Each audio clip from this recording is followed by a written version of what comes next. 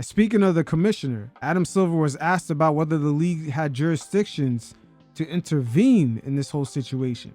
Where do things stand with the situation with the sale of the Timberwolves? And at what point would the league get involved with that? It's not clear whether there will be a role for the league to get involved. Where it stands is Glen Taylor on one hand as the seller of the franchise, and then with Marc Lore and Alex Rodriguez as the buyers, they have a purchase agreement. And there's a dispute now in the purchase agreement, and in their purchase agreement, they in essence pre-agreed to a dispute resolution mechanism that includes mediation and arbitration. And that's where it stands. There is no role for the league in that process. AKA Adam Silver works for Glen Taylor, and this scenario is actually going to play out according to the contract. And if I was a betting man, I would say Glen Taylor is going to come out on top.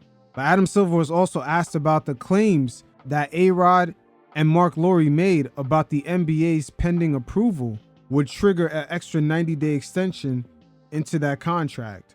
Two quick Timberwolves questions. One, Alex and Marc have said that the only thing holding up their deal was NBA approval of the financing and the money. Can you clarify or confirm exactly where that stood when Glen announced that the deal, in his view, was off? I can't say more other than that comment is at the heart of their dispute. You know, and again, the dispute is precisely that, as to whether they had acted within the window of the option that Glen Taylor had sold them. I mean, that's the very basis of the dispute, and so that dispute will be resolved independent of the league office.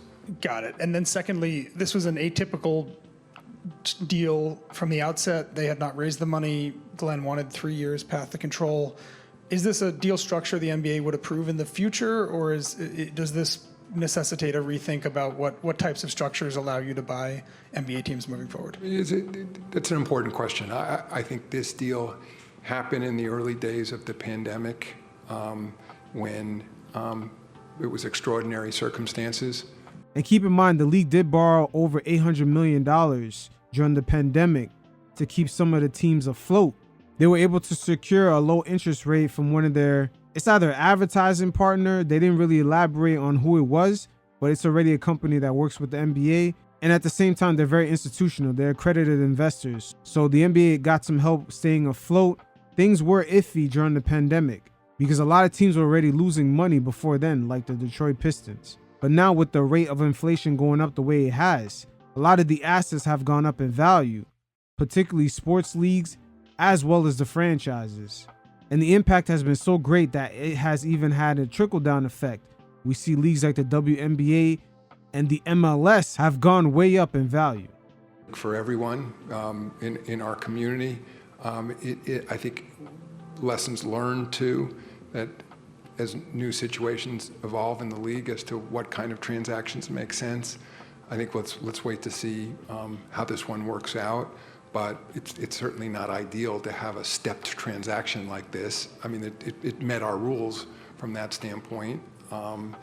But you know, and it's what Glen Taylor wanted, and it's what they were willing to agree to at the time. But I think once the dust clears, you know, on this deal, it may cause us to reassess what sort of transactions we should allow. So there you have it. $1 today isn't $1 tomorrow. And a situation like this normally would play out behind the scenes, but we're getting a peek of some of the battles that goes on with the different tiers of billionaires, quote unquote. And from the outside looking in, it looks like the old timer of Glen Taylor at the age of 82 is not going to allow himself to get finessed by two multi-millionaires whose net worths definitely got a boost through startup evaluations. But at the end of the day, is only a fraction in comparison to someone who has tangible assets not only throughout the world, and also has an employee base outside of the Minnesota Timberwolves of 10,000 people. Some of the biggest tech companies of today don't even employ more than 300 people, i.e. Facebook. But hey, this is a multi-layer situation ranging from the old industrial billionaire versus the tech billionaire who has high net worth evaluation based off his company's stock or just speculation. And at the same time, inflation comes into play, especially after the last few years. The values of NBA franchises climbing up so high that the league might have to reconsider and allow private equity to come in to buy up some of these teams. But when it comes to Glen Taylor, he definitely flipped the switch on Marc Lore and Alex Rodriguez, as it looked like they had the upper hand.